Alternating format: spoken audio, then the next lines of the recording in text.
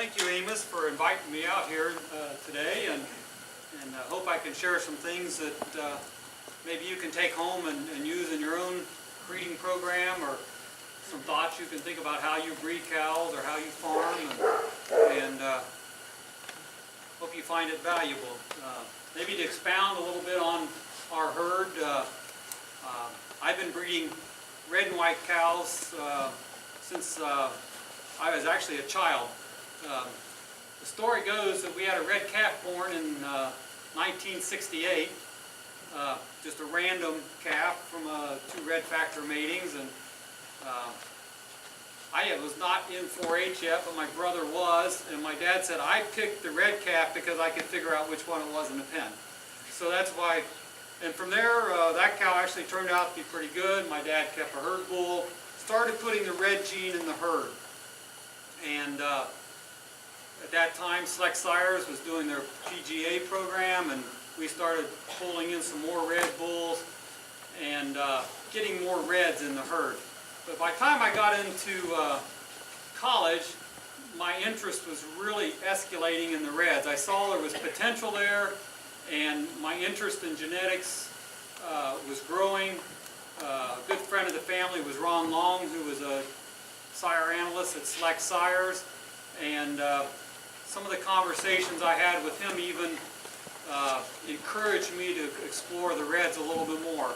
So I had decided at that time that if I could find some red factor cattle that were out of the top black bulls of the time, that would be a good way to start my red herd on a genetic side a little bit more than what we had done. And I purchased 3 cows during my college years. One was an astronaut from the hills of Tennessee. One was a kingpin that came out of Delaware. And the third was a Mars Tony cow that came out of Wisconsin. I have no surviving offspring of the kingpin or the astronaut to this day. Even though the astronaut flushed well, she only ever made one very good daughter. But the Mars was a cow named Sky High Mars Helen. And she eventually went excellent 92 for me. She had 14 red sons that went into AI. She was a 220,000 lifetime cow that lived to the farm until she was 13. I think she had 6 excellent daughters herself. And she put J-Bob on the map.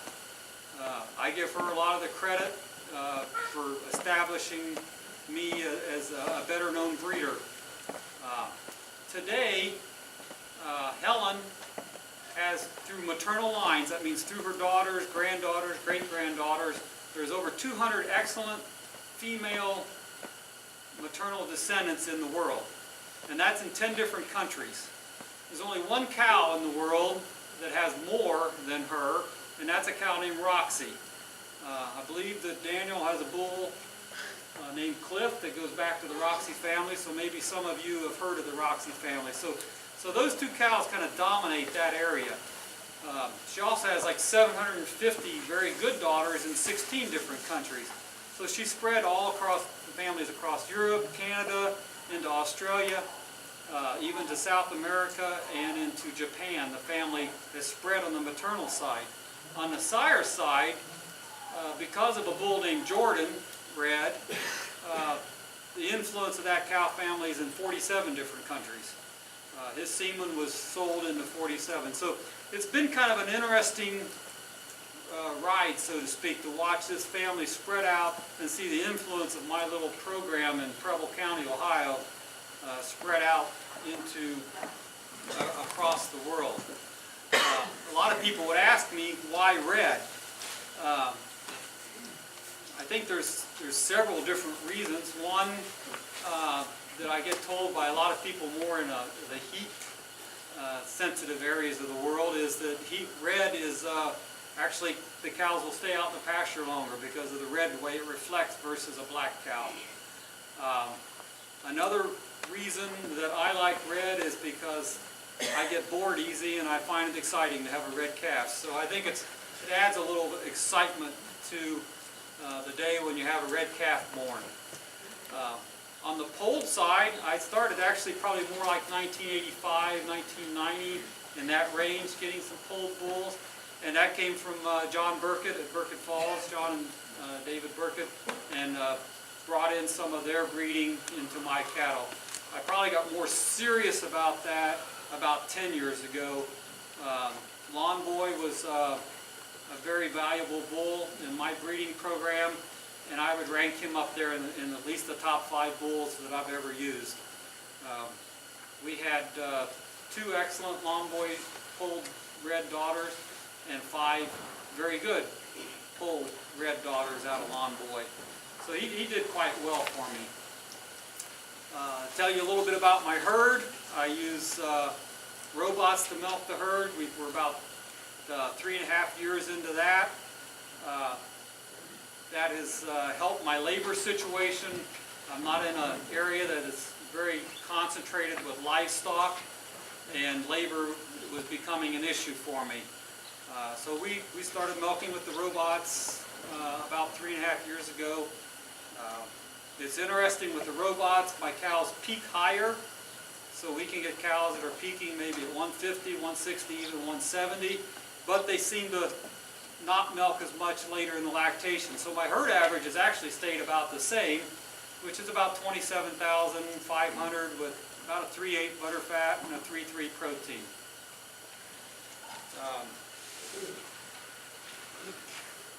We don't have anything fancy to work with. You know, we're a 1970s freestall barn. We use a lot of conveyor belt system with our TMR to get the feed out to the cows. You know, we bed with sand. There's really nothing that fancy about our setup.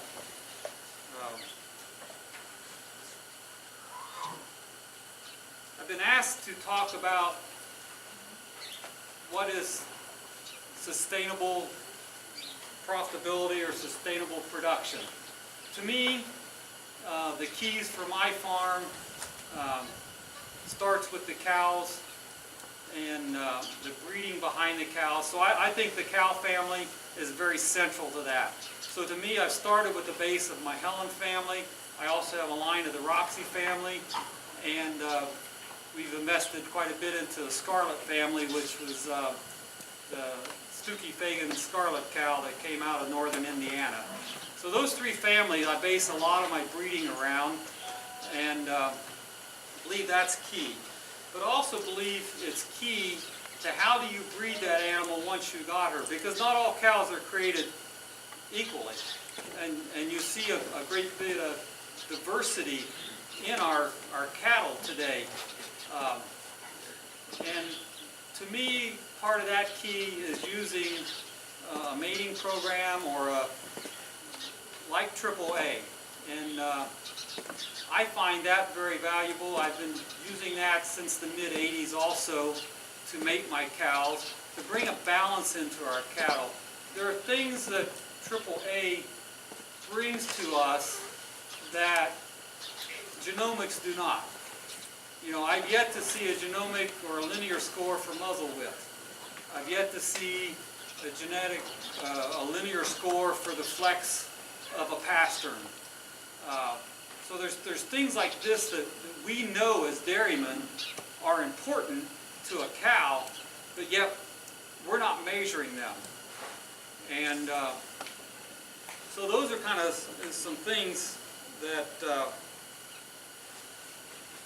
we want to look at, because the kind of cows I like is you know, when that calf is born, the first thing I'm looking at is the nose. I'm looking at the nostrils, I'm looking at the muzzle width.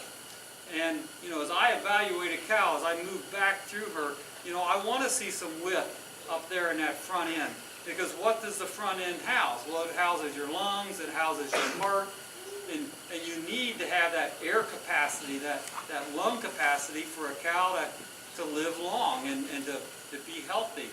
And, you know, that's another area, you know, with genomics, we don't talk about lung capacity. We don't talk about the heart very much at all. And, you know, we don't talk about internal organs much at all, you know, when we talk about linear evaluation and genomics. And, you know, as we move back through that cow, you know, we go clear back into the, you know, the thurls or the hips, And just had this conversation this morning with Daniel, which is more important, thorough width of the hips. Well, they're kind of correlated, but I like to see a wide thorough. You know, you put plenty of room in that pelvic for that calf to get out. That calf's going to be able to move out. Because you can look at a lot of, say, your Jersey size cows. You know, they might be kind of narrow in the rear end, but Jerseys will have that easy calving because they've got a nice wide thorough. One of the things that I believe that, you know, as you look at this breeding, is if you're breeding for balanced cattle, you probably ought to have some extra cattle to sell. And, you know, in a time when you have low milk prices, to have extra cattle to sell just, you know, creates an extra stream of income for you. And I try to have several streams of income on my farm. You know, I'm selling bulls for breeding. About more than half of my bulls will leave for breeding purposes off my farm. You know, we sell some embryos from cows, and, you know, we're selling extra heifers or extra milk cows off the farm.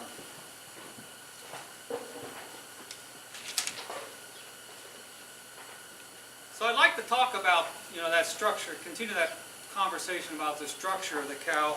You know, we see a lot of what you might call a deeper bodied cow today in our herds, but what they're lacking is spring of rib. And we start to get confused because we're not used to seeing the old wide-bodied cows with that deep spring of rib. So when we see a cow that's deep in a rib, we just say, oh, what great depth of body she has. But she may have deep rib, but she lacks in capacity. And if you don't have the length of the body or the spring of the rib, you know, you're going to lack that capacity. And I think we can't confuse those deep, what I call slab-sided cows, as being the kind of cow we want. What we want is something with a lot of rib and a lot of capacity. I think a good example of that is right downstairs here. If you look at that shottle that Daniel has, you know, there's a cow with good spring of rib and good capacity, and she's got some length of body to her also. I think that after using the Triple-A for going on 35 years now, it's interesting to see what's happening in our dairy industry, and actually it's accelerated with the use of genomics.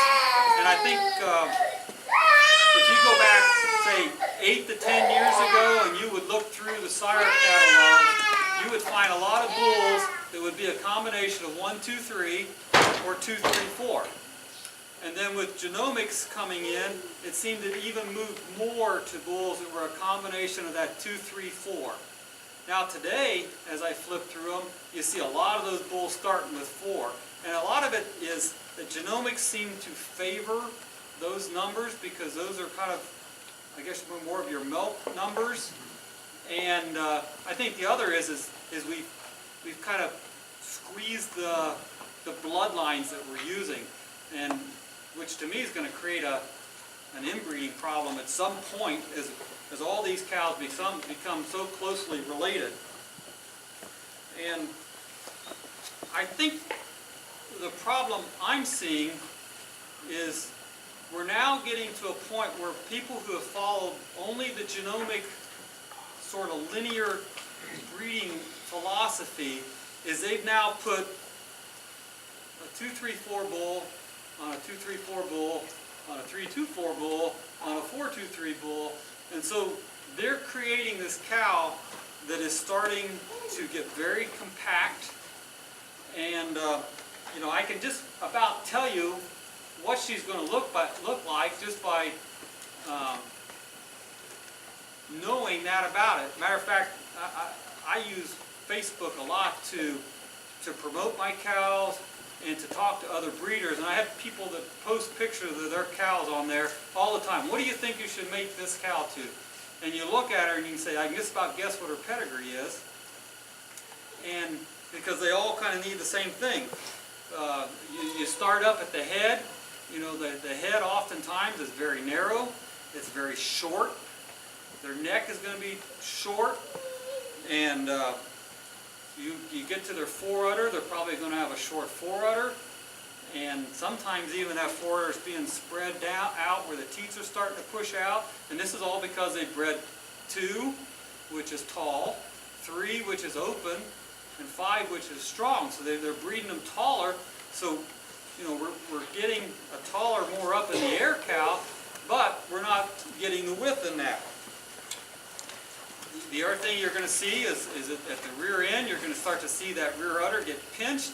You're going to start to see it get shoved forward under the cow, and it's going to get to start to be pushed down because she doesn't have that rear room because of the flanks are shoved in to keep her the way you know, the balance that you want in her.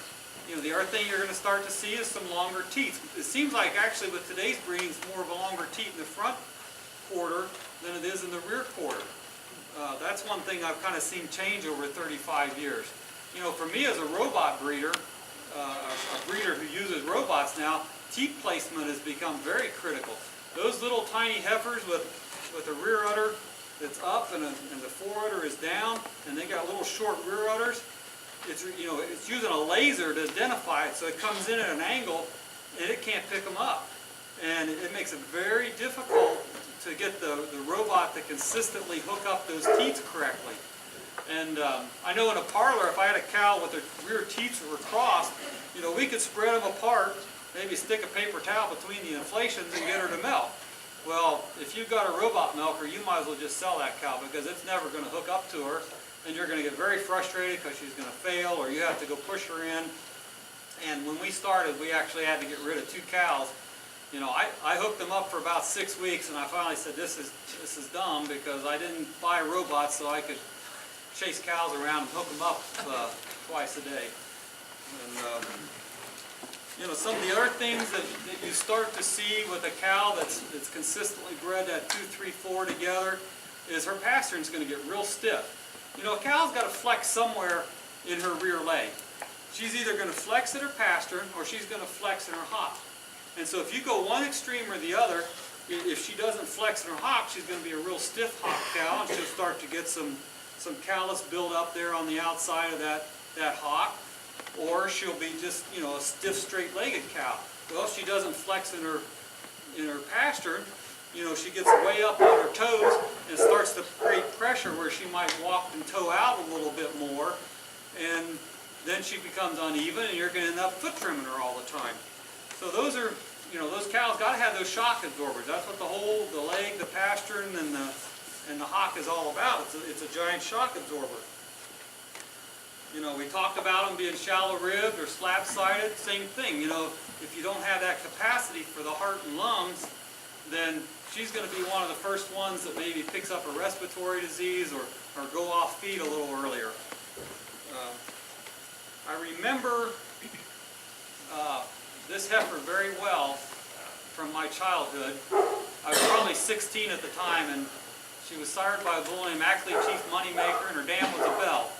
Now, Bell back in 1975 was, you know, the hot bull, so I had a lot of hopes for this heifer, but she's absolutely crazy.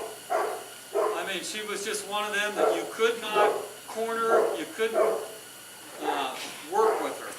And we were, I actually got her bred, we were getting her in the pregnancy check, and we were chasing her around the lot trying to get her in for the vet for pregnancy check, and she slipped and fell and broke her leg. And back then, you know, you could still butcher a down cow. So my dad hauled her over to the butcher, and when we went to pick up the meat, the butcher said to him, says, because he wasn't there when she was delivered, he said, she was crazy, wasn't she? His dad said, yeah, how'd you know that? He said, because she had a tight heart sac. He said, the crazy ones come in with a tight heart sac, meaning the sac of the heart is so tight that basically these animals have high blood pressure. They can't pump their blood fast enough, so it just, you know, it affects the way they act. And I thought that was a really interesting observation, because I remember that heifer as being one of those just super narrow-chested kind of cows. The Bell or dam was a super narrow-chested animal, and so we don't think about those things. We just think, oh, she's a crazy heifer. Well, maybe we need to back up and say, why is she crazy, and is it my fault? Is it my fault because I didn't do a good mating to create an animal that had the kind of chest that could thrive and work well in my environment? And sometimes, it is our fault. And I think there's a good example of that. I see it in my herd today. I just described to you the kind of cow you're going to get if you just throw these 2, 4, 3 bulls on top of each other. So here's confession time. As the polled business kind of started to escalate, I got really excited because for years, I wanted to get more polled in my herds because, quite frankly, I hate dehorning. So as these new polled bulls were coming out, guess what they were? 2, 4, 3 bulls, 2, 3, 4 bulls. And I thought, you know what? I'm going to cheat my system just a little bit. And so I started, I wanted to get more polled, so I just started using more of them and kind of making excuses, so to speak, in my own mind of why I could do that somehow I was, above average or something. But I tell you, I can walk out in the herd and I can pick out those cattle just very easily, that I cheated my own philosophy of breeding and created some animals which just are not the desirable kind of cows I want in my herd. And so it was a good reminder of me that I needed to stick with the mating program that works, and that's the Triple-Hil mating program for me. At J-Bob, we don't breed for index. There's certain bulls that I will look at the genomics up front, maybe to the side, and to pick out for a Triple-Hil code that I want. And particularly those ones that are, say, 1, 2, 3 or 2, 4, 3, I can use the genomics and pick the highest bulls maybe available in those.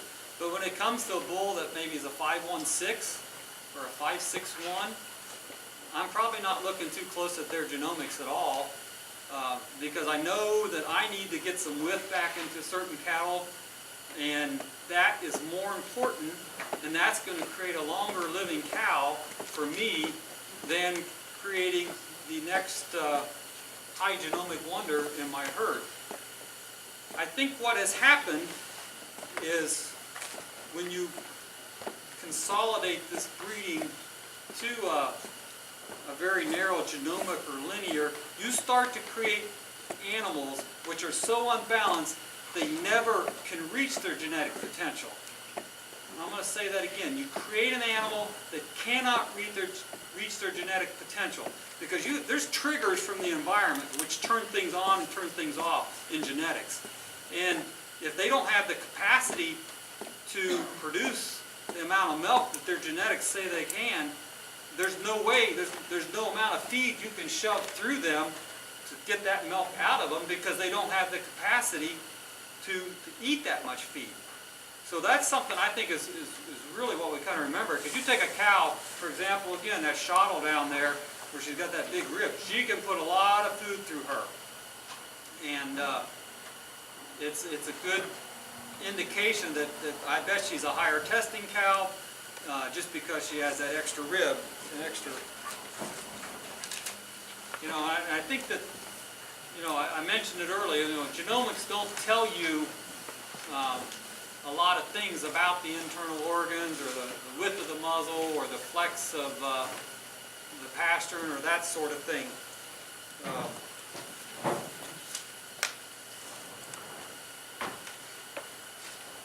I think what's another thing that kind of is happening